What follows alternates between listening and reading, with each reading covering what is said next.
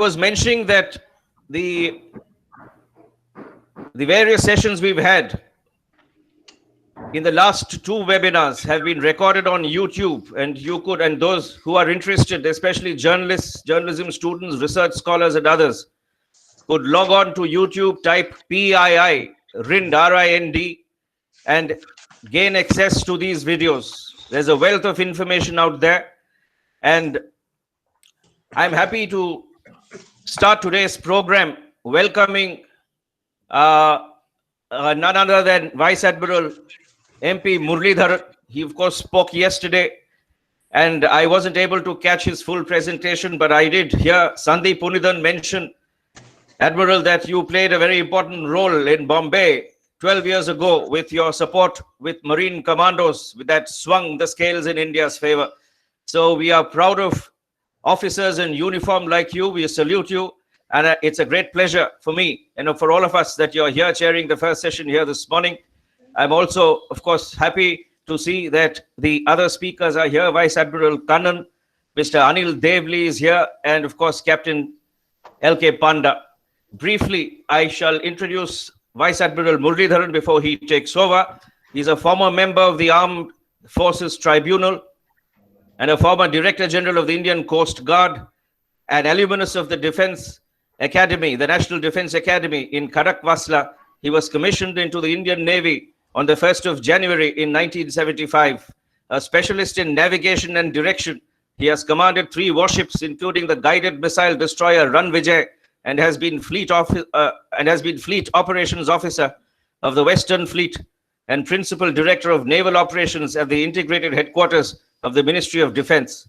He was also directing staff at the Defense Services Staff College in Wellington, naval assistant to the Chief of the Naval Staff, and naval attaché at the Embassy of India in Moscow.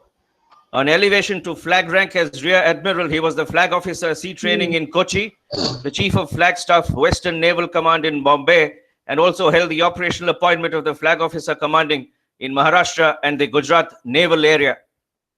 On promotion to Vice Admiral, Muralidharan became the first commandant of the Indian Naval Academy at Arimala, which is a distinction, of course. Subsequently, he became the Chief of Personnel at Naval Headquarters prior to taking over as the 19th Director General of the Indian Coast Guard, from where he eventually retired in February of 2013. Post-retirement, he was appointed by the President of India as a member of the Armed Forces Tribunal at its regional bench in Kochi, an appointment that is equivalent to a sitting judge of a high court. The Admiral was awarded the Ati Vishisht Seva Medal twice by the President of India, and is also a recipient of the Now Sena Medal. For those of you who are interested in reading, I'm referring to journalists and researchers. You would do well to also look at what Vice Admiral Muralidharan has written and still writes for the Indian Defense Review, and some of the subjects that I see before me are quite interesting. He talks about the Indian Navy being an instrument of foreign policy, the maritime dimensions of India's foreign policy, and very intriguingly, he also writes about the relevance of the Arthashastra in the 21st century. So, a pleasure having you, Admiral. Over to you. Thank you very much, Mr. Shashi Nair. In fact, very kind of you. A lot of nice words you said about me. And now, having said, I must also apologize to the organizers for joining a bit late, a bit of network connectivity. So I will move on straight to the topic today. In fact, yesterday we have seen the whole lot of issues about China, India, and our maritime dimensions of the threat that we face and what we need to do to tackle it. Today we go on to another important facet of it, because maritime power is really nothing if you do not have ships, shipbuilding, and ports. Because whether you to carry your trade, which almost in our case, almost 90% by volume is in ships, or to defend our maritime interests, for both you need ships, both the mercantile marine as well as the warships that we need today. Now, shipbuilding and shipping is nothing new to India. Centuries ago, in fact, millenniums ago, in fact, the Rig Veda talks about people going out to sea and actually prays to the Lord Varuna, Lord of the Seas, to be kind unto our seafarers. the very fact that our people were transversing across the oceans and trading means they were building their own ships. Shipbuilding was very active, and we had all along the both on the west coast and the east coast very active shipping and shipbuilding activities. In fact, uh, in the famous Trafalgar Battle of Trafalgar, some of the ships were that was built in India. One of the oldest warships still around today, the Trincomalee, was actually built by the Warriors in Mumbai, in what is today the Mazgon Docks area. And nothing could have been put better than one of our most perceptive maritime historians and thinkers, K.M. Panikkar, in his book India and the Indian Ocean. And I quote, and he says, we have also texts which laid down detailed instructions about construction of ocean-going vessels. The Yukti Kalpataru describes not only the construction of ships, but classifies them under different categories, such as those useful for inland navigation, for ocean voyage, for carrying goods, and carrying passengers. 10 different kinds of ocean-going vessels are enumerated, the biggest of which, known as the Vagini, is 176 cubits in length, 20 in breadth, and 17 and 3 by 8 in height. You can look at the details that they went into. Cabin ships of different kinds meant for passenger traffic are also described, as also those which are specially designed for naval warfare. A description by Niccolo Conti in the earlier part of the 15th century shows that these instructions were not merely academic. And he says that natives of India built some ships larger than ours, capable of containing 2,000 butts, and with 5 sails and as many masts. The lower part is constructed with triple planks in order to withstand the force of tempest to which they are much exposed. In fact, it goes on to say that Manu, the great lawgiver, provides in his code for shipping and port dues, while Kautilya's Arthashastra, an authoritative work on administration which was written in the 4th century BC, lays down the functions of port commissioner and harbor master. The board of shipping was one of the great departments of the Mauryan emperors, unquote. In fact, so you will see that we had a very rich tradition, somehow with colonization. And when the British came in, they virtually killed the Indian shipping and shipbuilding industry. Of course, we were also passing it on from generation to generation in means of poems. In Gujarat, you will find a lot of poetry that's been written which describes how a ship is to be constructed. But now, in this era, to look at what exactly we need to do, we have the eminent panelists, and the first of the speakers is nobody other than Vice Admiral Kannan, a very old colleague and a close friend of mine for many, many years now. He holds a bachelor's degree in electronics and communications. He started from the Trivandrum College of Engineering. Then he took an MTech from IIT Powai and is a postgraduate in management from the Jamanlal Bajaj Institute at Mumbai. He has nearly 4 decades in the Navy with varied experience, of which nearly 2 decades where he was associated with various disciplines of indigenous development of naval equipment, integration of equipment on warships, and more importantly, submarine construction. For nearly 4 years, he was the program director of the strategic program of the Indian Navy, during which our nuclear submarine, the INS Arihant, was launched. His final appointment in the Navy was the Chief of Material. He's got 3 presidential awards, the VSM, the Ativish Seva Medal, and the Paramvishis Seva Medal. Soon after retirement, he took over as the Managing Director and the CEO of the L&T Shipbuilding with effect from mid-2015. He's going to speak to us on the PPP model of shipbuilding for promoting comprehensive maritime potential of India. Over to Admiral Kannan.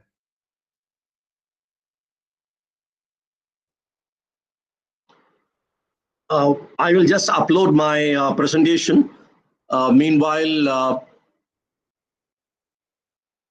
give me just a minute. I think there's some, okay. I think this is checked out. Has Aishwarya got a backup? She can help you from. Aishwarya? Yes, sir. Yes, sir. I'm having difficulty in, I'll open it and close it once more. Okay, Okay. sir. Okay, right. So present now, and then you click a window.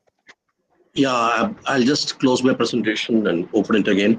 Yes, sir. Okay, got it. Go back. Cancel. Present now. A window. Right, I got it. Okay. Yes, sir. Share. Right. Yes. Okay, now, are you able to see the screen? Yes, sir. It's coming on, sir. Thank you, sir. Right. Okay. First of all, I want to thank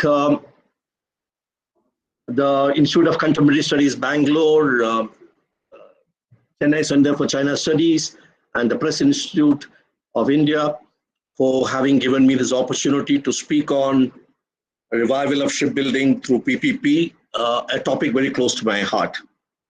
I'd also like to thank the chair, Vice Admiral Muralidharan, who had been my naval colleague for over 4 decades. We used to very fondly call him Murali. So Murali, thank you very much for the very generous introduction. I will straight away go on to the topic. Murali has already said that India has been a leading shipbuilding country, and which continued till almost till the middle of the 19th century. Whereafter there was a downward trend for technological and industrial reasons. But in my presentation, I will be focusing only on the post-independence part of it, and that also what happened the last 50 years. And more so, a little more focus on the last 20 years, where policies have been changed by the government.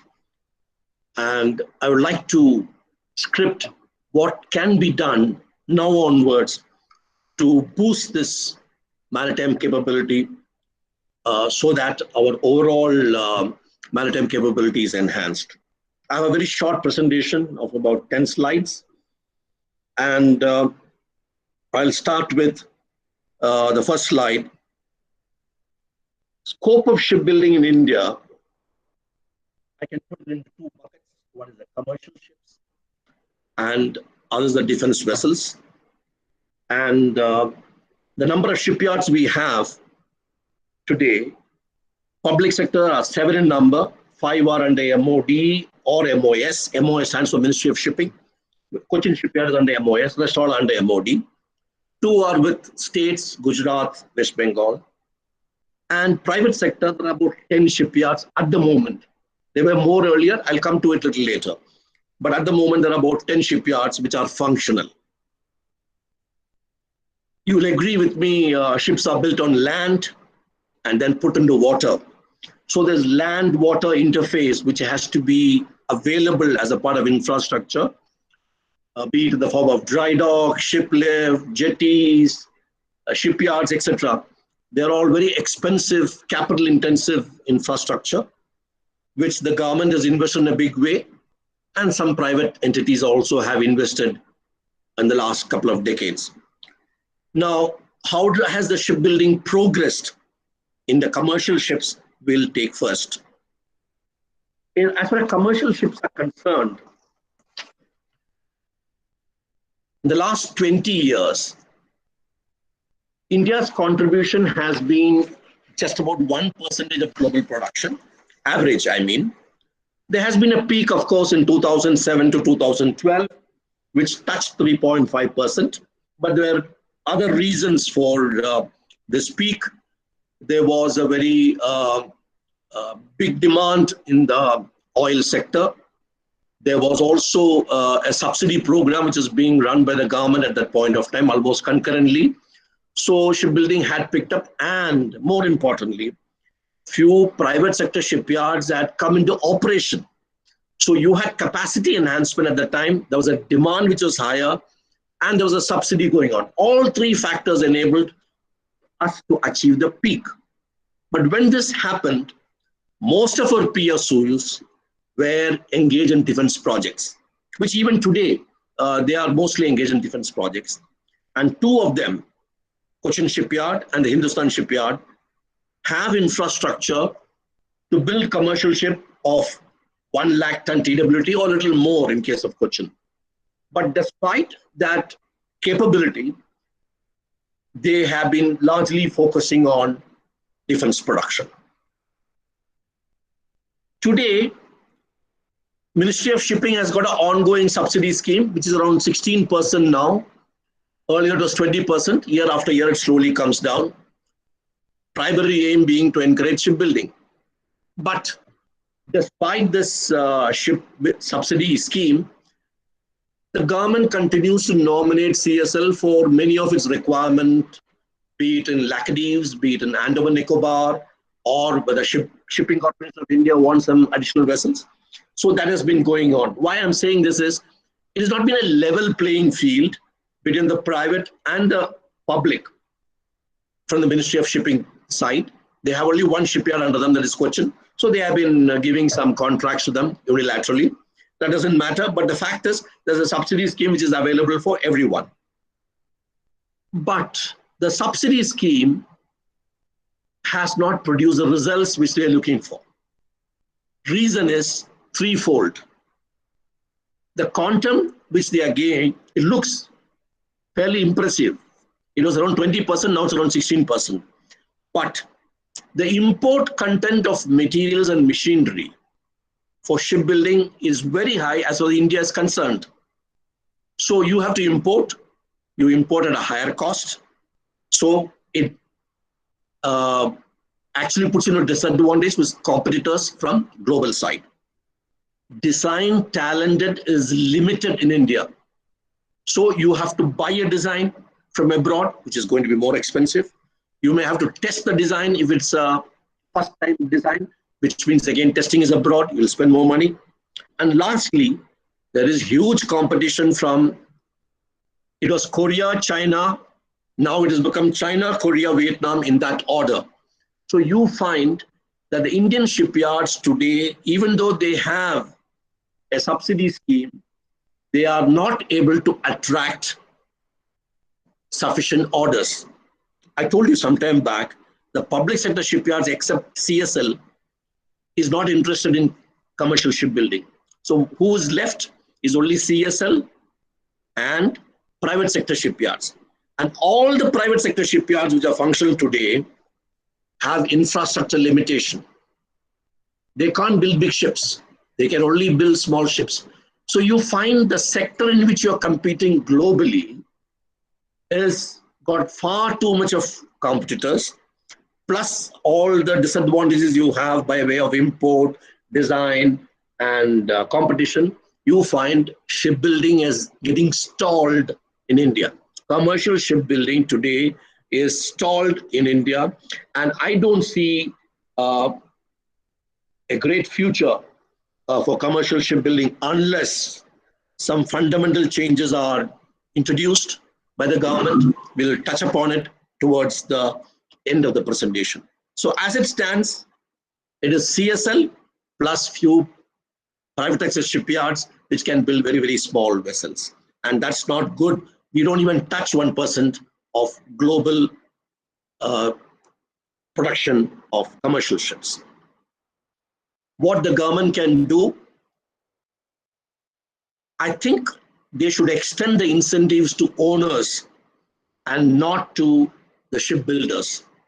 It can be in lieu of the subsidy, because today owners want to go and buy from abroad.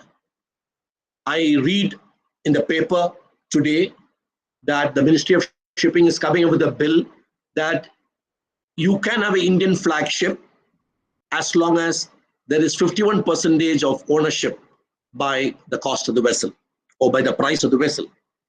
Earlier it was 100%. So you have an incentive for the owner to have a joint ownership along with the foreign party. So if you can give incentive to the Indian owners, you will find that more orders may be placed on Indian shipyards. Second, the FRR option should be given to Indian shipyard. That means first right of refusal. In short, government should encourage domestic production, and Indian shipyards have to say they cannot build it before they can buy from abroad. I think that will do some good. The few years from now, you will find Indian shipbuilding will pick up. At the moment, they desperately want some measures like this. Second aspect, and it's going to be time consuming to realize this, domestic manufacturing potential of marine machinery, marine equipment, mostly electronic equipment, has to be enhanced. Imports have to get reduced. Otherwise, you will find that Indian shipbuilders will continue to be at a disadvantage, financial disadvantage, as far as price is concerned. And in fact, the government's call of Atmanirbhar is almost the same. Try and produce as much of Indian machinery, Indian equipment into our ships. Third point, and which is more relevant now, the government requires 1,000 vessels, small vessels, up to 2,000 DWT for their Sagarmala program. In fact, the Sagarmala program should have kicked off by 2018. It has not happened. Today we are in 2020. It has still not happened enough. It may pick up in another year or so, but they do require about 1,000 ships for the next 10 years. So this is well within the capacity of the Indian shipyard. It is also well within the capacity of the infrastructure of Indian shipyards. And they can be put to use for inland water transportation.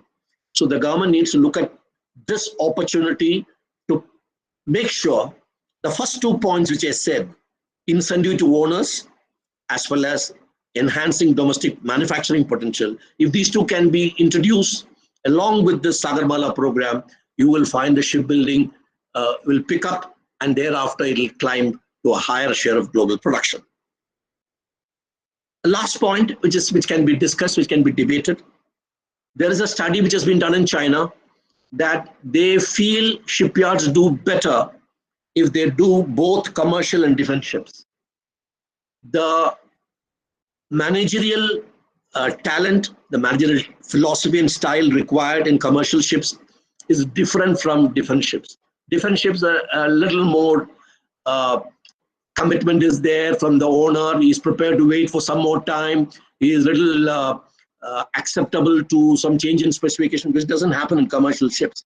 I think shipyards do a far better job when they execute a commercial ship, because their entire contract depends on how well they achieve in time as well as in quality.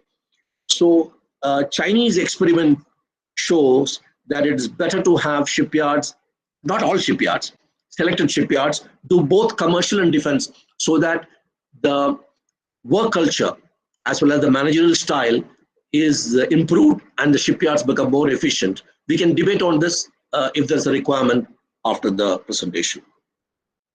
Now I shift over to defense ships. Defense shipbuilding till 2000, it started sometime in mid-60s. It has been only in public sector till 2000. The design has been by Navy. Not surprising, there has been a lack of coordination, and this has been a matter of concern not only for the Navy but also for the shipyard, but it remains fairly unresolved even to date. There's a lot of issues on when you have two agencies, one designing and one constructing, and you find they are not able to converge on all the issues in good time. In 30 years, the last 30 years, many classes of ship were built for Navy and Coast Guard, with almost every class having suffered time and cost overrun. It has shown us that we have suffered on this front.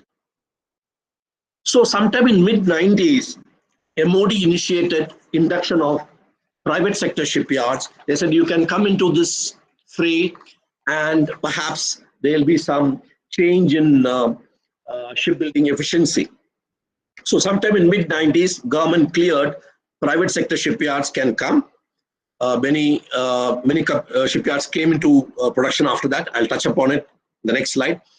So if I take stock of 2000, by the year 2000, Navy and Coast Guard had 96 indigenously built ships, almost all by PSUs except 10 in number interceptor boats given by Anderson Marine Goa to the Coast Guard. Rest all have been by public sector. Of course, these 10 in number boats had a huge amount of import content. That apart, they are very small ships. So if you look at the overall production, it was mostly public sector participation and very little from private except for Anderson Marine. That is till the year 2000. Let us see what happened in the last 20 years from 2000 to 2020. New private sector shipyards came. I've listed a few of them, few important of them. ABG, Bharati, L&T, Pippa, which became Reliance later, and Shaft.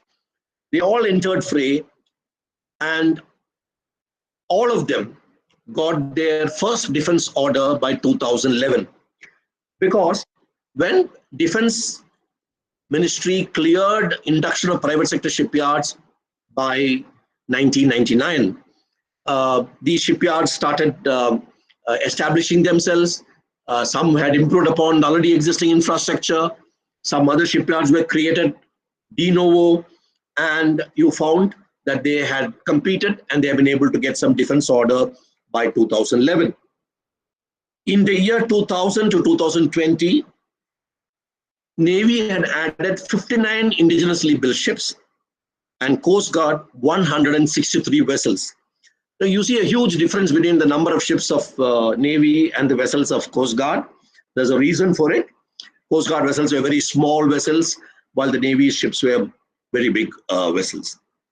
The Navy's 59 ships comprised 55 from PSUs and 4 from private, very small representation by private, which included the FDN-2, which is presently in Port Blair, 2 sail ships, Tarini and I think there's a mistake here, it's not main, it is Madhe, and TRV Astradharani. These are the 4 ships which were built in private sector. And obviously, only the auxiliary vessels were built in private yards in the 20 years from 2000 onwards. Rest all 55 warships for the Navy were built in PSUs. There could be a reason for it. We'll look at it a little later. But there's a distinct grouping which has emerged if you look at the last 20 years. If you look at Coast Guard got 101 from private yards and 62 from PSUs. And all of them were small ships. There were interceptor craft, there were air cushion vessels, there were vessels required for fast patrol operations. But there was a significant 60% 60 of them from PSUs out of the 160.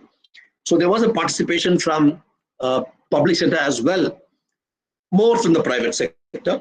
And the biggest ship which was ever produced for the Coast Guard was the pollution control vessel, which has come from the ABG shipyard. So the trend of public-private participation in shipbuilding, as far as defense is concerned, it was nil before 2000. It improved upon, but largely grouped as auxiliary vessels in private yards and mostly for the Coast Guard, while the big warships continue to be in PSUs, which is, as of today, even it is relevant. Right. Now let us see some more aspects, what happened on this front. The government was very seriously worried about private sector shipyards who had invested so much of money to create the infrastructure. They were getting very small orders from Coast Guard, very small ships, and obviously this revenue was very less, limited, and this had left many of the ships to become bankrupt.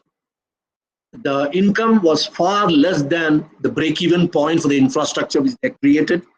ABG went bankrupt, Bharati, Reliance, now all have become bankrupt, partially due to lack of orders and partially due to non-level playing field in the PPP model which the government is following.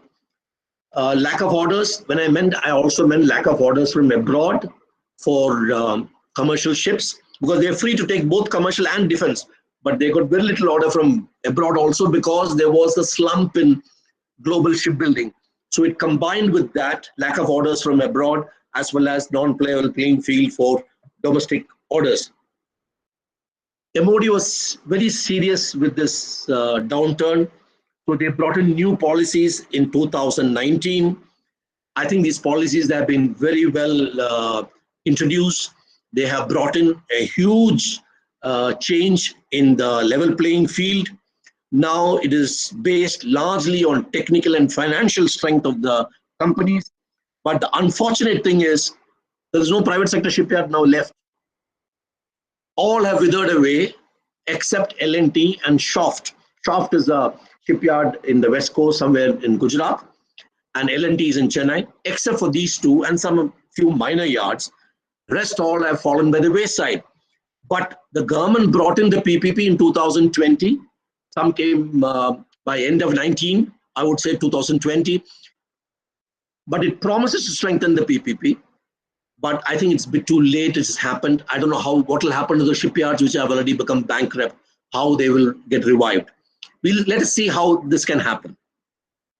So if you look at today's orders, I have already told you what happened in 2020, 59 ships. If you look at today's orders, there are 50 ships under construction. 40 are for the Navy, 10 for Coast Guard. And out of the 40 for the Navy, all 40 are in PSU, none in private. So all ships of Navy today, till they get built and commissioned, let's say 2025, or it could be 2028, it's going to be PSU, 0 in private. Coast Guard has got 10 ships, out of which 7 are in public sector and 3 in private sector. It so happens all 3 which are remaining are in L&T, which will finish in another 1 year's time because they had been delivering ships on time. So you will find by 2021, there are no ships which are under construction in private sector as far as defense is concerned. I'm not Admiral Kannan, sorry? If my interview, Admiral Kannan, 2 minutes for to wind up. You're reaching your time. 2 minutes. Okay, so I will. So the pipeline shows, let's come to conclusions. The subsidy scheme of shipping ministry has not been a success. As I told you earlier, there needs to be an alternative scheme. Government needs to reactivate commercial shipbuilding through improved indigenous production of machinery and equipment. I already talked about it. In case of defense vessels, MOD took 15 years to evolve a balanced PPP scheme, but by the time most of the ships have fallen by the wayside. Maybe you can look at some of the public sectors doing both commercial and defense orders so that the efficiency of shipbuilding improves. So way ahead, short term for next 10 years, enhance indigenous content in commercial defense ships, which I mentioned earlier. Sagarmala, government should take a decision, don't import ships. Build it only in India. Even if our shipyards want more time, and even if they are marginally more expensive. But I think they have to take this hard decision. They have to also identify infrastructure augmentation required to some PSUs in case they want to do construction of both and repair of commercial ships. Another point which I'd like government to examine is Navy has got a huge talent in design, and I think this design talent is not being fully exploited. They can extend this design talent to friendly countries for designing their warships. It will also bring in some contracts for shipbuilding automatically. There's already a MOD design house called Nirdesh. It is not very active. Perhaps through that it can be channelized. Long term, beyond 2030, the government should have an objective of transforming India into a lively hub for ship repairs. Today, very little ship repairs are taking place within India. We should look at it. Rest of it all are going to Singapore and Sri Lanka. They should look at how they will be able to transform into a hub for ship repairs. This requires some understanding with the shipyards and improving their facilities if required. And lastly, capture the export market for design and construction of defense ships as well as commercial ships, especially for those countries which are in the Indian Ocean region. We are well located. We have enough shipyards to do this. We have the design talent to do it, but we have to make sure that we are able to capture this potential. With this, we'll be able to improve our maritime potential, and go up by a couple of notches on the supremacy in this area, and also have the support of many other IOR countries and nations who will be able to look upon to India for support of their shipbuilding program and ship design program. Also for ship repairs in case they are operating ships in this region. With this, I come to the end of my presentation. Jai Hind, and thank you. Thank you, Admiral Kannan. I think you have very exhaustively covered the state of shipbuilding today in our country and how we could revive it. And specifically, you brought out the salient aspects of how, with a PPP model and by encouraging the public sector, private sector, in addition to the existing public sector, we could build up a robust shipbuilding industry. We'll see more about this in the question answer session. I'll move on to the next speaker, next panelist.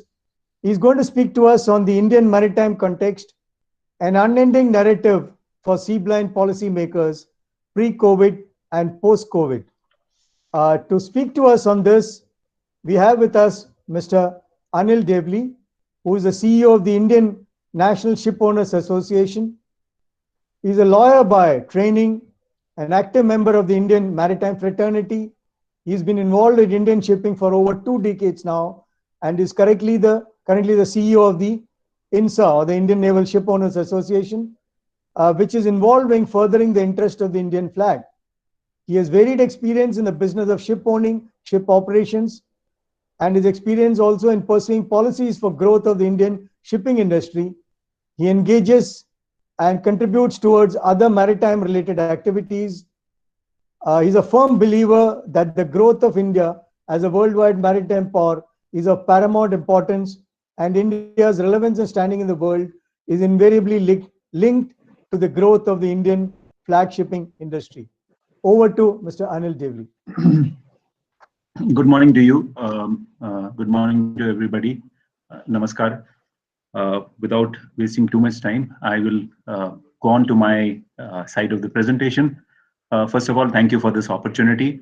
I was originally asked to talk about the impact of COVID, but then when I saw the speakers and I saw the kind of audience that was expected, I think I decided that I would be doing my industry a disfavor if I was to only talk about COVID, because COVID is not strategy. But since I was asked, so I will quickly touch upon what COVID has done and what has been the impact of COVID while I put up my presentation to all of you. One important aspect about COVID for the information of all of you is that we were perhaps the only industry in India that continued to work during COVID times. We were the one single industry that continued to work during COVID times. And why did this happen? This happened because we had an extremely active Director General of Shipping. I'm proud to tell you that amongst all the countries worldwide, we were amongst the first in almost every policy that relates to sign-on, sign-off of crew. I'm not saying that we did the best job, but I can tell all of you here present that between the DG Shipping, the Ministry of Shipping, the Ministry of Home, and the industry consultation, I think we did a wonderful job. Of course, still a lot of our Indian seafarers got stuck on ships, were not able to sign off, contracts got extended. But let me tell you this on behalf of the government and on behalf of the industry, that this was not for want of trying on behalf of the maritime authorities. The problems that we faced were from people who were non-maritime. We faced problems from PHOs, we faced problems from agents, we faced problems from road operators, hotels, and various other people where rent seeking became the major issue. And I will shut this issue by just leaving one thought with you. The cost of exchanging a seafarer has now gone up by 300%. So what used to cost us 1 rupee is now costing us 300 rupees in respect of change of a seafarer. Having said that, I will come to utilizing this opportunity to talk about the perspective of India and China in respect of the one problem, which has been the blindness on the part of the policymakers in the context of growth of Indian shipping. And I trust all of you can see my presentation. So I'm moving forward with that belief. As you can see in the table, we have at the beginning of 1990, the Chinese controlled fleet in deadweight was just about twice that of the Indian ships.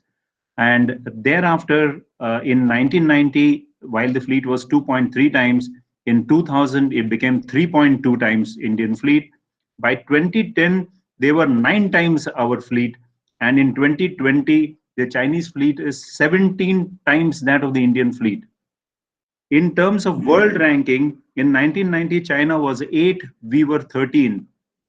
In 2000, they grew to be number 5 in the world, we went down to 17. In 2010, they went up to be 3rd in the world, we went down to 17. And in 2020, they continue to be 3rd in the world, and we have gone down to 18. So this is the situation of Indian fleet versus China fleet. Between 1990 and 2000, again, just for mathematics and for impact, the Chinese fleet grew by 57%, whereas we grew by just 12%. Between 2000 and 2010, ladies and gentlemen, Chinese fleet grew by 252%. 252%, while we grew by just 29%. And thereafter, the Chinese have kind of sped away. Their growth is at 137% by 2020, with a fleet of 329 million deadweight. And we grew in that period by 4 million deadweight, just 4 million deadweight. It is our belief that the national maritime power of a country is the amalgamation of a series of national interests, affirming coordinated action by the Indian industry, by the Indian government. I think somebody's mic is on. If mic can be put off. Sripati, yeah, that's it's switched off. Yeah. Yeah, thank you. Indian government, Indian defense establishment, and the Indian citizenry. So it has to be an amalgamation of all of that. And only a coordinated and an aware action would realize the national interest and protect our national interest. So what has actually been done? So let us take step by step. The Indian industry. In 2017, Indian oil companies made their first purchase of crude oil from USA. We decided to buy 1.6 million barrels, which was to be transported on a VLCC. And the cost of the cargo was supposed to be very, very competitive. Who carried this cargo? A company called PetroChina. PetroChina was given the contract to move this cargo from the US into India. What was all the more worrying is that this was exactly the same time when the Doklam face-off was on between India and China. What is also worrying is that the oil companies did not even bother to offer this cargo to Indian shipping companies, though Indian crude carriers carry crude for various international companies such as Shell, BP, Chevron, and for all the top oil companies, Indian companies serve them. This is the attitude and the method with which Indian industry works. We find that the Indian industry consumers are reluctant to use Indian fleet. There are reasons for this which cannot be spoken about, we are all aware of what are the reasons, and this continues to be a problem. Very recently, the DPIIT has come out with a circular which says that all contracts up to 200 crores must be done with local companies. And yet, Indian oil companies continue to float global tenders and award contracts to foreign shipping companies. I must add here quickly, the reason they are able to award these contracts to foreign shipping companies is because if you operate a ship owning company in India, you pay 22% more So your cost of operation, if the cost of operation of a foreign shipping company is 100 rupees, then the cost of an operation of an Indian shipping company is 122 rupees 56 paisa. We are 22.56% more costly, and we are only costly because of taxes. Because when we operate outside India and don't bring our ships into India, we are able to carry all kinds of cargoes. We go on to the next one, the Indian citizenry. And in this context, I must talk about the fancy for foreign in place of vocal for local. It is fashionable within India to try and say that what is done by the non-Indian is the best solution. This attitude then comes back to bite us, but by the time it comes back to bite us, we find that we are completely impotent to be able to do anything. I refer now to the issue that we are facing in respect of containerized cargo. I'm sure all of you have read that Indian cargo for exports is not able to find enough containers solely because all containers continue to find movement ex-China, Vietnam, all the way into Europe and into the US. And no containers are being repositioned into India. And why is it that India faces this, and a country that exports, of course, much larger than us, such as China, why is it that China did not face this, and why is India facing it?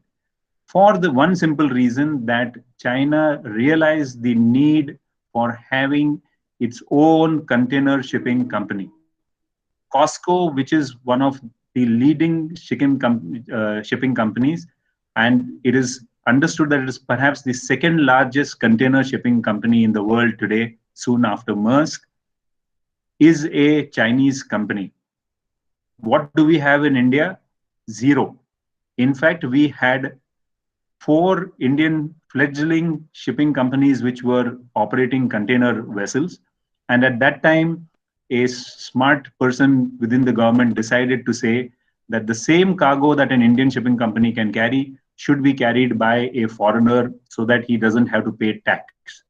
And all that cargo was moved out from an Indian company to the foreign shipping company. Since the time this policy has come, we have not had one single container vessel bought in India. We have bought our crude oil carriers, we have purchased gas carriers, we have purchased bulk carriers, dredgers, offshore fleet, but we haven't purchased container carriers. On a similar note, China prescribes that at least 85% of its crude oil and all other strategic cargo must move on Chinese controlled tonnage, which means tonnage owned in China or in Hong Kong. And that is why there has been this huge growth of Chinese fleet, whereas we continue to ensure that our policies work to the disadvantage of Indian shipping companies. China follows a policy of FOB on imports, whereby it ensures that it controls the transportation of cargo. Indian companies like to work on CIF, again for reasons well known but unspeakable. The Indian government, thankfully now we have a wonderful minister who is taking personal interest in the growth of not only in the Indian shipping industry, but shipbuilding, ship repair, and shipping. All 3 of which goes together. One of the important changes that has been made in the past 2 weeks has been that all ships which are built in India would now get the right of first refusal over government cargo. And therefore, if you had a ship which was built in India, such a vessel would get right over any vessel that was in the Indian flag. The DG shipping has also been an excellent source of support. Of course, there are still bureaucrats who, in the morning, the person who, the convener spoke about the colonization of thought, and this colonization of thought continues to prevail.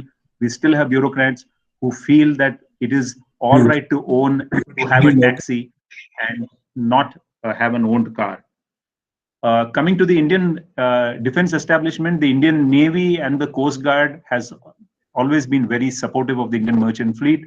I would be I would be lacking in my duty if I were not to make a special mention of the National Maritime Foundation, Chavan Saab, and his team and the DG there for having supported Indian shipping. We now find that the Maritime Development Council is also actively engaged in the and have understood the importance and growth of Indian merchant marine. However, whatever we do, we seem to be hesitant in what we want to do. We have no clarity on what we require to do, and we continue to get damaged in respect of our business. Recently, China has said that vessels having Indian crew on board signed on immediately before coming to China will not be allowed to berth in Chinese ports. You are all aware that a Great Eastern vessel with Australian cargo has been waiting outside since July outside a Chinese port, and neither is the crew allowed to get off, get on, or the vessel is all stuck. So therefore, we seem to be hesitant on what we require, whereas the world is not hesitant about what needs to be done. It is therefore a heartbreaking conclusion that we have never been able to create a robust fleet as an effective counter to any threat, solely because we have lacked the ability to understand the importance of a merchant marine.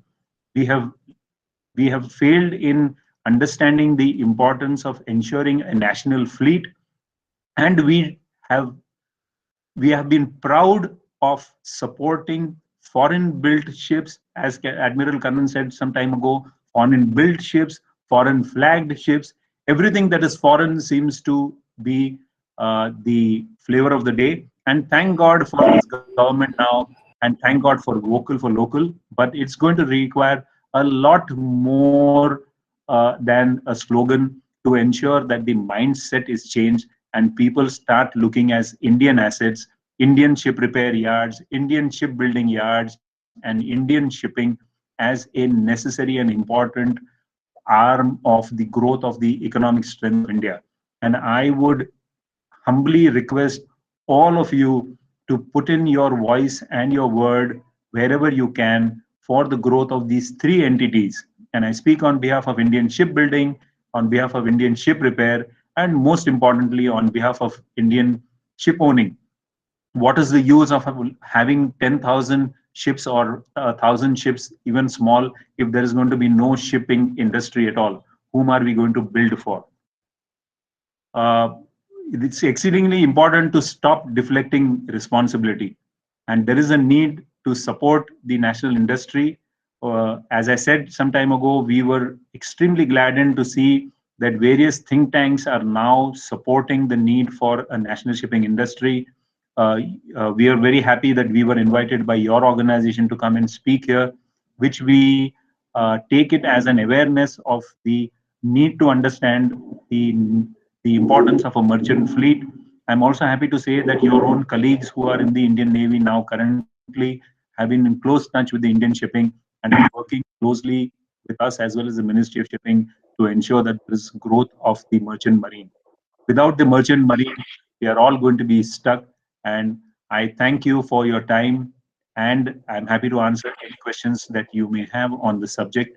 Once again, grateful to the organization for having provided me this opportunity. Jai Hind. Thank you, Mr. Devli. I think that is very well put across the importance of actual indigenization or the need for an Indian shipping industry and how we can support our own efforts. I mean, it takes me back to the old days of what Mahatma Gandhi said of weaving our own cloth. I think something similar. People would have been very happy to get imported textiles from there. But what the father of the nation said about textiles and clothing, I think it is equally important today in the shipping industry. We'll look at more of this during the question answer session. And I'll now move on to the third panelist and the final part of this session, which is talking about the security challenges in India's shipping industry. And to talk to us about this, we have none other than Captain L.K. Panda, the former nautical advisor to Government of India. He actually superannuated in 2016 as a nautical advisor to Government of India. He's a lead consultant with many maritime consultancy firms. He has served as a competent person and consultant in Caspian states on behalf of the IMO. He continues the association with them. He completed his pre-sea course training on the old training ship Rajendra in 1976. He joined the DG of Shipping in 1992.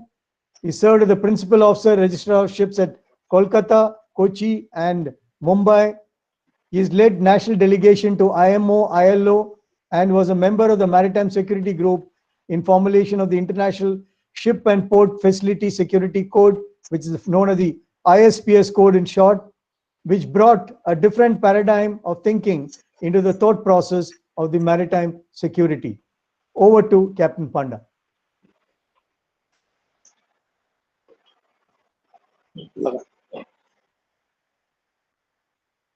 Just allow me 1 minute to make my presentation.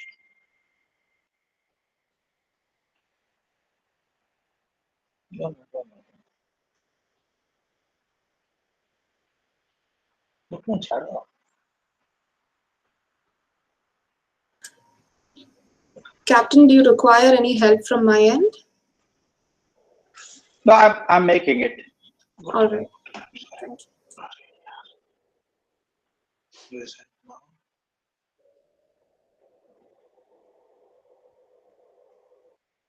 Austin, can they see the screen? Austin, can they see the screen? Can you see it now?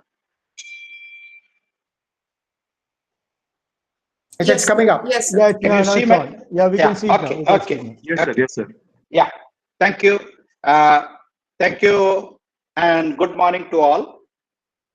I thank the organizers to have given me this opportunity to express my views on these issues. And I thank the chair for the generous introduction. Now, going ahead with the thought process that was expressed by my good friend Anil Devli, the CEO of INSA. And having seen the security aspects in the Directorate General of Shipping, I thought that I take a different view to the security concerns that are being faced by Indian shipping industry, more in the thought process of how the world is changing, how there has been a paradigm shift in security from the age-old security provided by the defense entities to the issues that are very relevant and are being caused because of the trade. Indian shipping industry is no different than the world shipping industry that is undergoing tremendous changes. And in that, if we see the world trade, we see that well over 90% of the cargo is moving by ships. And though it is said most regulated, but I dare say that it is most regulated as far as safety aspect is concerned.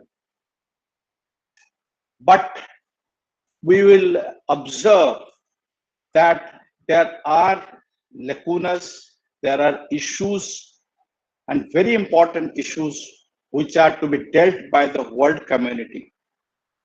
We have well over 96,000 ships and well over 2 million seafarers, of which, as I understand, that we have over 2.5 lakh Indian seafarers working on various types of ships. Each issue has its own problem. We'll discuss as we go along. But one thing for sure, that the shipping plays such an integral part that had there been no shipping, half the world would have died of hunger and half would have died of cold. Therefore, security of shipping in every respect, right from cargo, from its safety, from the security element, and the human element, will have to be protected for our own survival. And India is no exception to it. I've just taken the data from the UN publications on maritime transport, which gives that how the world trade, or rather the world maritime trade, is going to evolve. This is the data of 2019. The maritime trade development is very synonymous with the world trade development. The UNCTAD says that the trade is going to move at about 3.5% to 4% this year. And as you can see, the maritime trade has also moved by 2.7%. And the beauty is that in the last few years, 60% of the maritime trade is controlled by Asia. And when I say Asia, it's well over 50% by China alone. Despite the fact that there have been trade tensions, despite the fact that China has embarked on a different mode of transport through its Belt and Road Initiative, but still the Asian trade, and in fact the world trade, I dare say that the 40% of the maritime trade is being controlled by China due to its asymmetry. Now, if we see the shipbuilding, again, from the traditional shipbuilding, starting from the Norwegians, from the Europeans, shifting to the Japanese, then to the Koreans, then now going to China. As rightly said by Vice Admiral Kannan, that China is at present the biggest shipbuilding country in the world, controlling almost 40% of the tonnage, followed by Korea, and then followed by the Japanese. You may be knowing, just about 10 days back, China launched the biggest valet or the ore carrier in the world, well over 400,000 tons. And we see that beside the ships, almost 95% of the containers are also manufactured in China.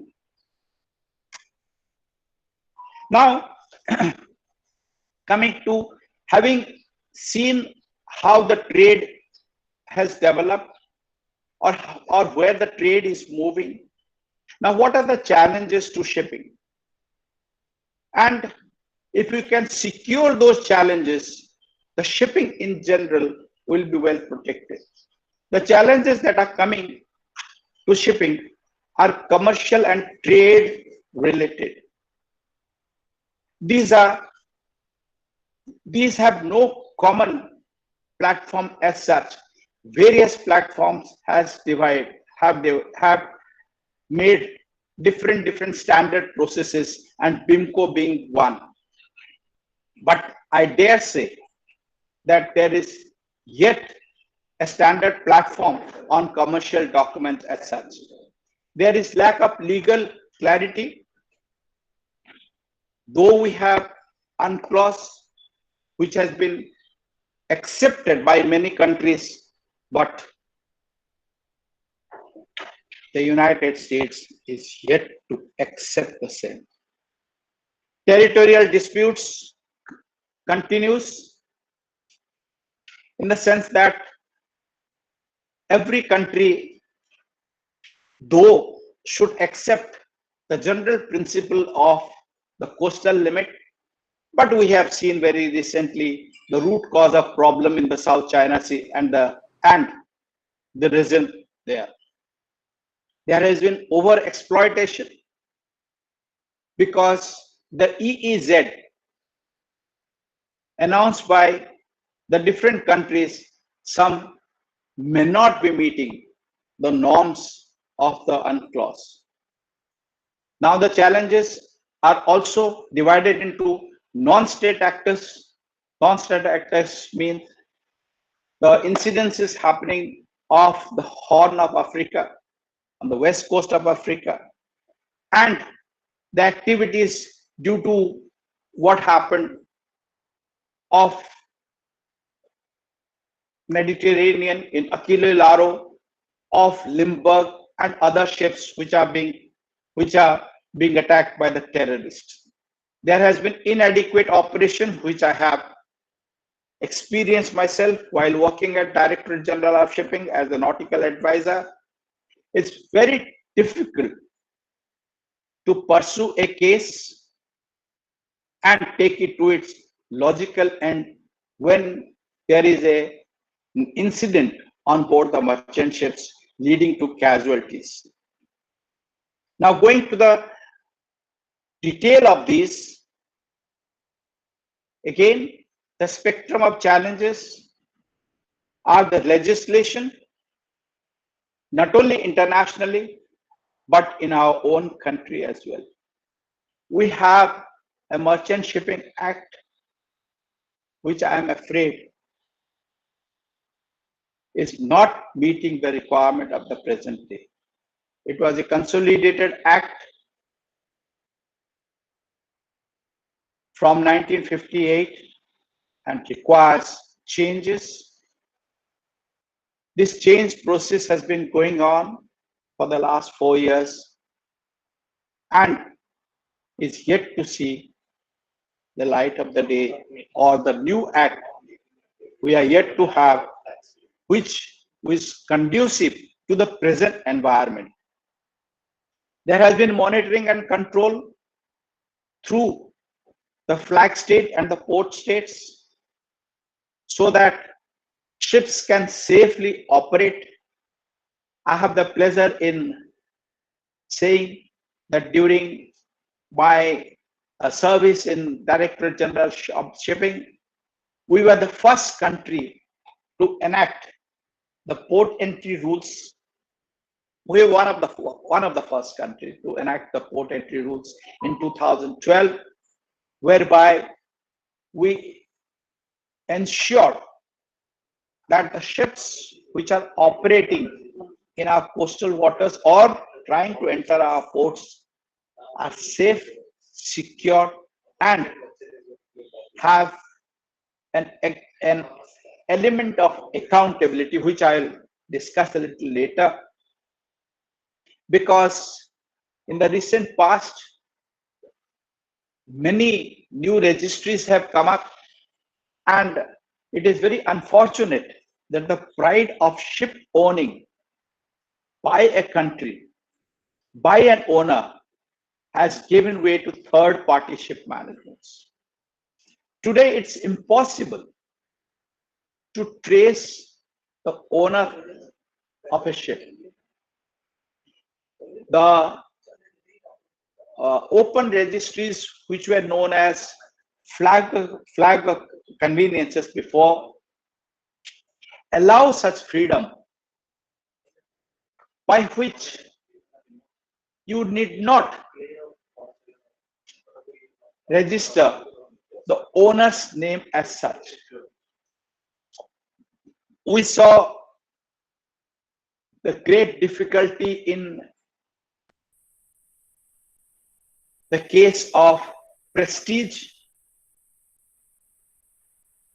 and many other ships, which created pollution problems and had enormous difficulty in tracing the owner and the actual culprit. The managers,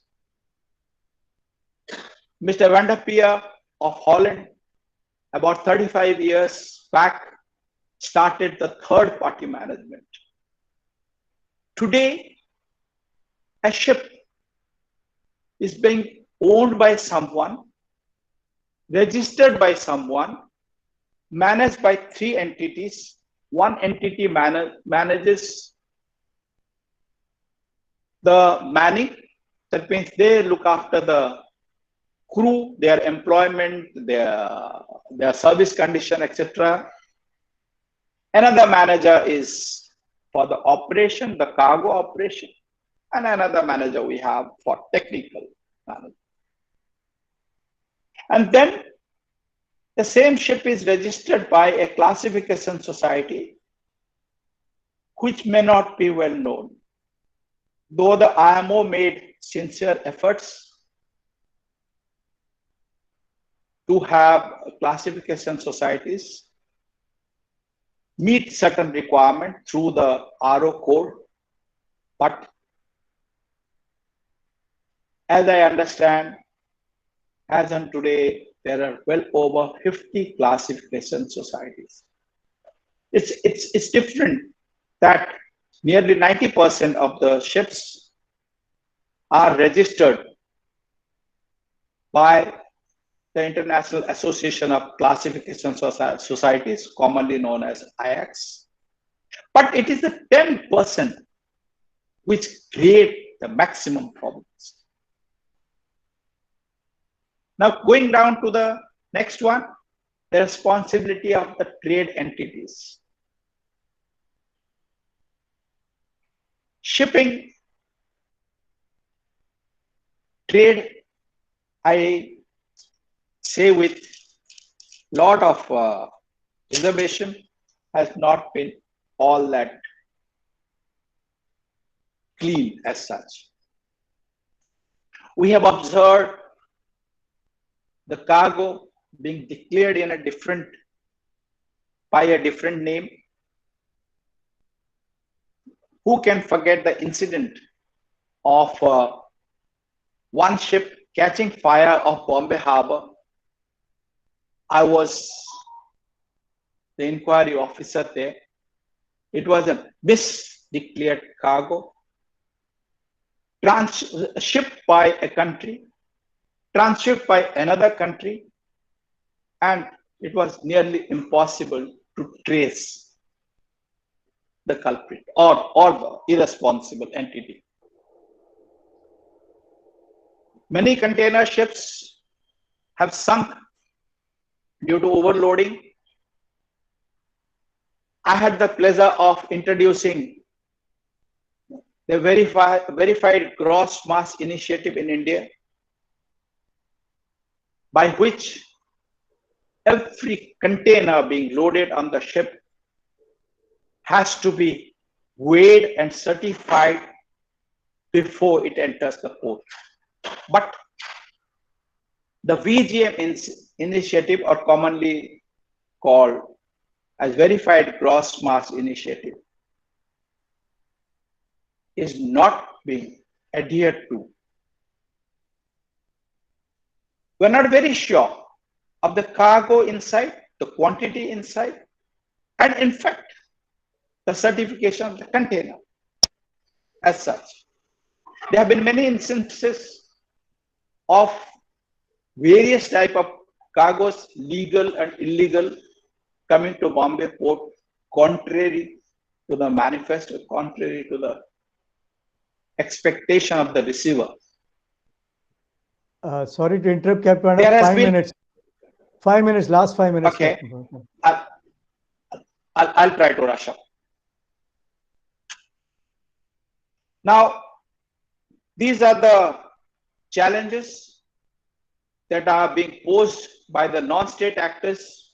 Piracy and armed robbery, we have spoken enough of it, and enough precautions have been taken, and it has just shifted. Initially, it was in the South China Sea, then it went to Horn of Africa, then it has gone to West Africa. This one will continue, I am afraid, as long as there is political instability in the coastal state.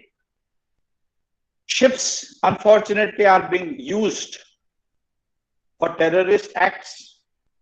Illicit traffic of arms and narcotics has become a very unfortunate feature of ships trading from South Africa, South America to the other waters. Human trafficking, we saw ships being utilized for human trafficking in the Mediterranean.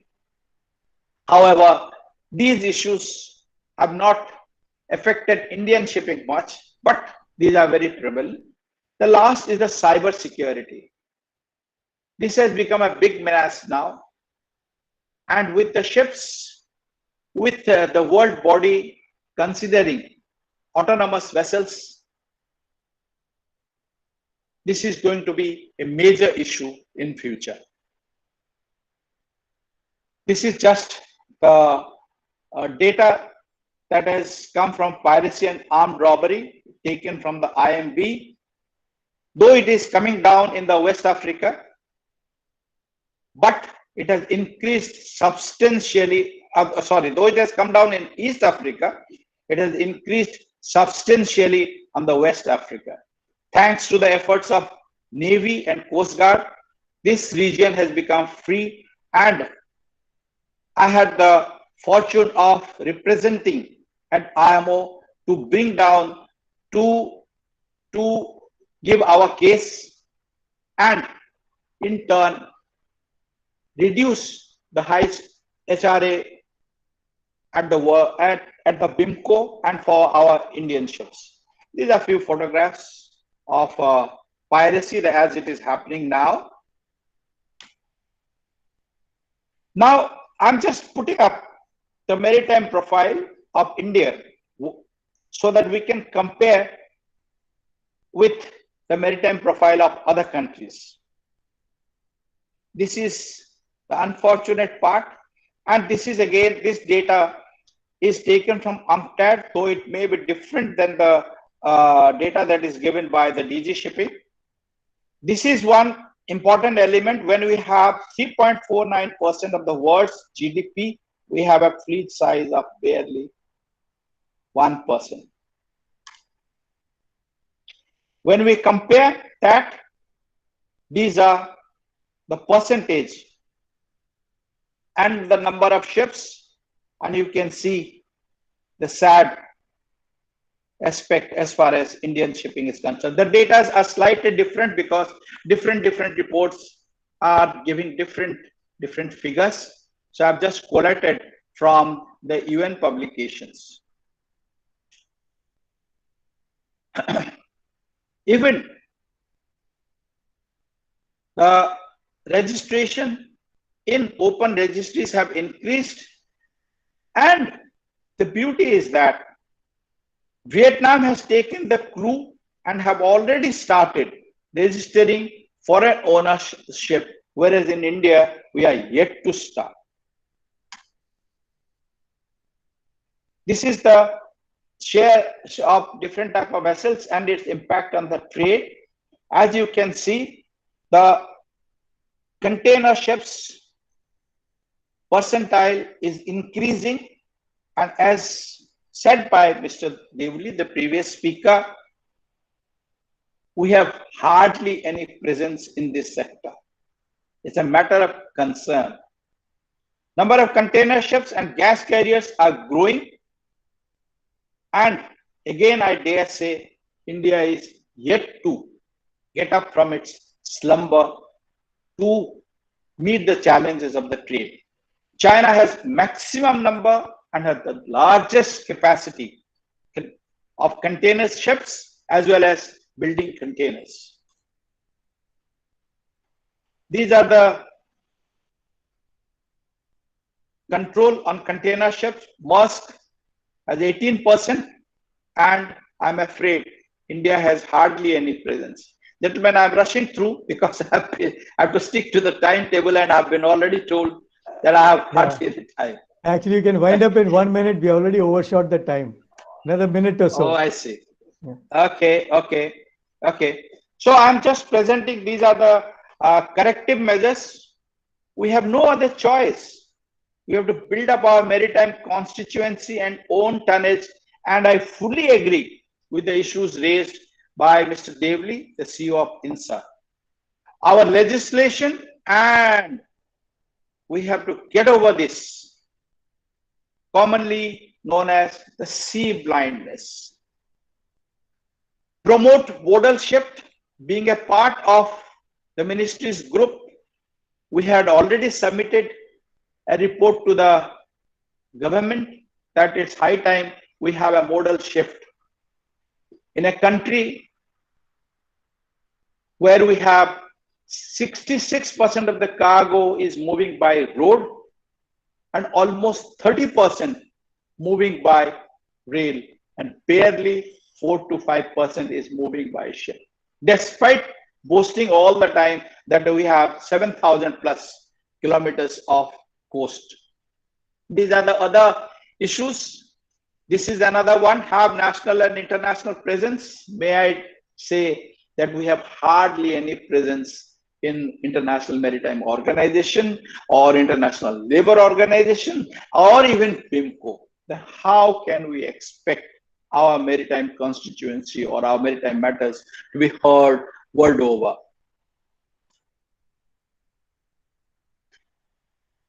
These are the few initiatives we have taken. One thing good is that we have complied with ISPS code on our ships and ports during my period at Director General of Shipping. We complied with the requirement of the ISPS codes by and large, meeting the norms, started with container security initiatives, and all our ships are in compliance with the requirement. And this is one aspect which takes care of ships operating in our sensitive areas. This is a general figure of the movement of ships detected through the AIS. This is the traffic movement in or around Indian coast. Why I'm showing these figures is because that the traffic density in or around Indian coast is so high that almost 1/3 of the oil passes through the narrow passage here, and you can imagine if there is a casualty, what impact it will have in or around the coast.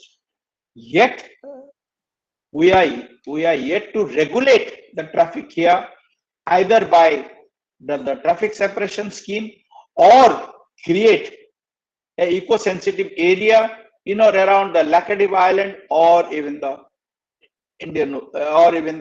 Andaman Island here. Captain Panda, may I request you to conclude now, because we have already fairly overshot the time. Okay. This is IRNSS, which was very recently accepted by IMO. And these are our concerns, which Mr. Devuli has also highlighted.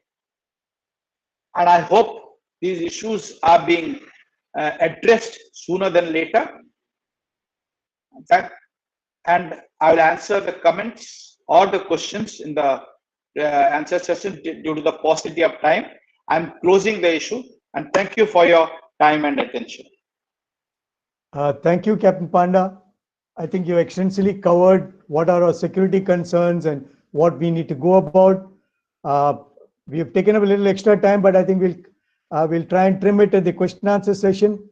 May I request Aishwarya and team to pose the questions that have come, and please combine it so that the speakers can answer it at one lot. Thank you, sir. So some of the questions have already been answered in the chat by Mr. Anil Devli. So I'll just go ahead and point out the questions that haven't been answered. The first question is posed by Commodore Venugopal to Admiral B. Kannan. The question is, sir, do you think merging of resources and technical expertise of PSU shipyards under one entity improves the productivity? And the next question is again posed to Admiral Kannan, Vice Admiral Kannan by Amrita Saha. The question reads, to promote agile and efficient defense shipbuilding, L&T has been submitting numerous papers on the topic of PPP model. However, there is a lot of resistance faced from DPSUs like GRSC, GSL, particularly on the cooperation of exports, and we end up losing the program to shipyards like HHI, South Korea, PTPAL, Indonesia, and now even Turkish shipyards in Southeast Asia.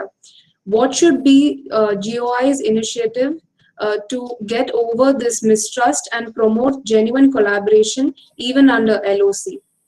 Another question from Commodore Vasan to Admiral Kannan. The question reads, how can we bring in greater private participation? The policies, though available for adopting such course, nothing much has happened. What will make it change? Yeah, Okay. I'll request Admiral Kannan to answer this, then we'll take on the rest. Okay. Thank you, Aishwarya. I'll answer the last question first. That is of Commodore Vasan.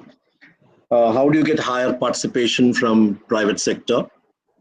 As I had mentioned earlier, private sector shipyards, as far as their capacity for commercial shipbuilding is concerned, is limited.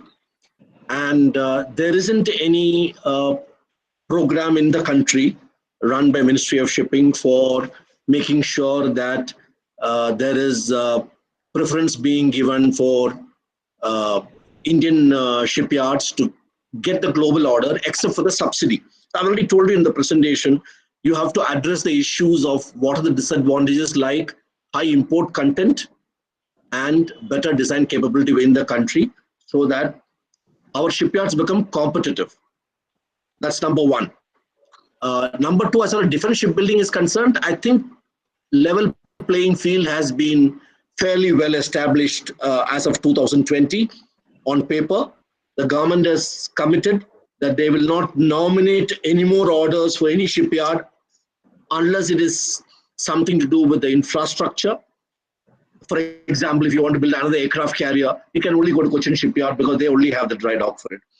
So I think as far as defense shipbuilding is concerned, there's a level playing field, and whoever can quote the best price will win, be it public or private. As far as commercial shipbuilding is concerned, I have highlighted already that some systemic issues are there, which the country has to get over the next 10 years. I'm giving a time of 10 years so that they catch up with the other foreign shipyards. As for the question from Venu is concerned, what was the question? Aishwarya, can you repeat? Just repeat, Commodore Yes, sir. Venugopal, Yes, sir. Yes, sir. Yes, sir. One moment, sir. Yes, sir. So the question reads, sir, do you think merging of resources? Okay, I got that. Got the point. Yes, Right. yes. See, as such, out of 5 PSUs, 4 are under MOD. So they are already under one umbrella. And there is a fair amount of coordination which has been taking place. But I don't think with the level playing field policy which has come in 2020, that need to bother us. Because each shipyard, by virtue of its infrastructure, is carved out for a certain type of ships. And there is, of course, some commonality between GSL and GRSC as far as the size of ships are concerned, and between HSL and CSL for some, again, larger ships. So I don't think bringing them under one roof will help. On the contrary, if you leave them independently, they will struggle and perform better. Otherwise, there's always a feeling of complacency that they will be looked after by the parent. So I don't think that is required from my side. The third question was from Amrita. Aishwarya, just give me a trigger on that. Yes, sir. Just a minute. Amrita Saha, yes. To promote agile and efficient defense shipbuilding, L&T has been submitting numerous papers on the topic of PPP model. However, there is a lot of resistance faced from DPSUs like... Right. Yes. The PPP model, which has fructified in DPP 2020, it has taken us 3-4 years of persuasion at MOD to bring in these clauses by which every shipyard is competing from a level playing field. And as I told you, it's a very welcome move both on the financial side as well as the technical side. They have brought in a lot of factors. And this will give some good results 5 years from now. For the next 5 years, it will be still loaded in favor of PSUs because PSUs are flush with earlier orders which are nominated, and nominated orders are always overpriced. The Navy pays much more than what they should, and therefore the public sector shipyards have got a lot of money in their hands because the orders are already placed. 5 years from now, those orders will be complete, and all future orders, I presume, if they go by level playing field, then each shipyard will work better. They have to be more efficient, necessarily more efficient to survive. Otherwise, what has happened to the private sector shipyards will happen to public sector shipyards 5 years from now, which the government, of course, will not permit to happen. But definitely good for the customer, good for Navy, good for Coast Guard, and good for any other owner who wants to get it built. You will get your ships built much cheaper than what you're getting it today. And of course, you'll get it on time as well. Okay, Aishwarya, go to the next set. Yes, sir. Yes, sir. This question comes from Myanmar, and I'm unsure who it's directed to. Yes, so the question is, how will India's decision not to join RCEP impact on security challenges in Indian Ocean with Myanmar-China economic corridor to be flourished in years to come? The next question is posed by Amrita Saha. The question is directed at Captain Panda. The question reads, how can the labor union issues be resolved to get over age-old insecurities like the Tamil Nadu-Sri Lanka history? The security problems do not exist anymore, but certain miscreants tend to create disputes which are being a hindrance to further escalation in shipbuilding growth. What is your advice on this aspect? Another question to Captain Panda is posed by Kiran Kankoje, and the question reads, perspective, planning and execution of its maritime vision within the last 3 decades has enabled China to attain maritime growth and dominance that has now that it has now. This cannot be A, admired, B, analyzed, and C, emulated. Is the GOI, the current dispensation, doing the analysis for an expeditious catch-up, and with what time frame in mind? Okay, the RCEP question I will tackle. Captain Panda, I request you to tackle the other 2 questions. Yeah. Okay. So far as the issue concerning the seafarers working on India and Sri Lanka are concerned, the labor issues. As you may be knowing, the labor issues are attended or are addressed in the Maritime Labor Convention for ships operating anywhere. Since India and Sri Lanka are both signatories to the Maritime Labor Convention, I am of the opinion that the labor issues on their flagships may be addressed to in India in DG Shipping or to the Maritime Administration in Sri Lanka. So far as people working ashore, they are guided by the local rules, and there are no maritime convention or maritime convention interfere in that matter. So that addresses the first question. The second question, I fully agree that every country has to have its maritime vision, but must take good things of other countries, how they have come up.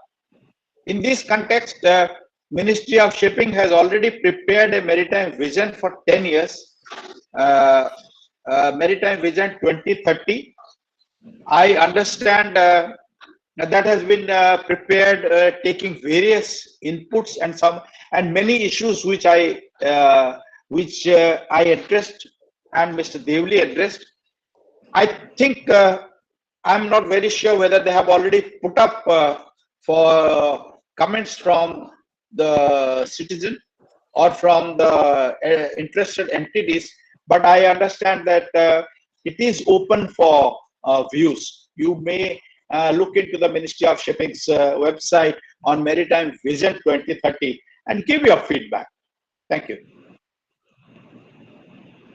Okay, Aishwarya, I think if there I must thank Mr. Anil Devli for answering the questions online. And if there are any further questions, I think that would be answered online since we have slightly overshot the time. It remains for me to thank Admiral Kannan, Mr. Anil Devli and Captain Panda for the very extensively covering their subject. And I would, I think, flag 2-3 key issues which I think needs to be considered. All of them have brought out the need for very clear-cut policy decisions, policy changes that are required to revive our shipping and shipbuilding industry. Without that, we would not be able to catch up or really be a maritime power that we aspire to be, to build up our industry. We have all the potential. Of course, if you leave it to individuals, they will try and get, if it is, ₹1 cheaper, they will try and go it there. But I think we have to have a policy decision to do this. And as far as the RCEP question is concerned on the security issues, I don't think really India joining RCEP or not is an issue, because if it is increasing of shipping as a bilateral agreement between, say, Myanmar and China, that would again increase the number of ships going there, the shipping cargo that goes. So India has to look at the overall security scenario, how it's going to affect our IOR region, how it will affect all the detailed aspects of the shipping threats that emerge. So that we'll have to look at an overall picture. And I don't think it matters really whether we join RCEP or not. I think one other issue which not really covered in, it didn't catch my ears from any of the speakers, was one thing as a nation, India, with our long coastline, we got to really look at developing our coastal shipping. That has always been slightly lagging behind. We have so many ports, minor, major, almost close to 200 plus ports. So coastal shipping will also bring down the load on our highways. And similarly, for example, a state like Kerala, where I'm situated, if you develop the inland waterways, you can do a lot of shipping there. There are other ways also to do it. So I think this is one aspect that also our policy planners have to look in. And one other issue, just touched in passing, was the kind of manpower. Now, many years ago, I remember in the early 90s, when nation was facing a major crunch in foreign exchange, from the naval headquarters, we had forwarded a policy paper to the government saying that how Philippines is able to manage a lot of foreign exchange, because there are a lot of labor that they provide to merchant shipping at very low-end jobs, but they all bring in. And the Philippine government was showing small incentives, like giving them a lot of customs duty clearance, etc., what they bring in. If a normal person was getting an X exemption, a little more was given. But they were all remitting foreign exchanges. And I remember the study we did that even if we are able to get in a reasonable amount of manpower into the merchant shipping for manning it, and I'm not talking purely at the captain or officer level, even at the low end of the sailor level, that's another major foreign exchange earner for the country then. I'm sure that's equally relevant. I would like to sum up once again by quoting on this very relevant issue of shipping and shipbuilding by none other than K.M. Panikkar. He said that a nation's peacetime commerce and mercantile marine are inextricably connected with her maritime strength. Though he said naval, I'm saying maritime. They provide reserve of trained manpower and of shipping required for military purposes. Reserve of skills required for expansion of a navy in wartime depends more on peacetime activity at sea, on its mercantile marine and its building yards, on the familiarity with the sea lanes and ports which trading ships normally acquire. In order to be a maritime power, a nation has to possess extensive skill in shipbuilding and must have a lot of people devoted to overseas trade. And he actually concludes by saying that we must create a maritime tradition in the public and sustain interest in oceanic problems, and a conviction that India's future lies in the maritime arena. Thank you very much. Thank you once again, the panelists. Now I hand you over back to Mr. Shashi Nair or the Commodore Watson for the next session.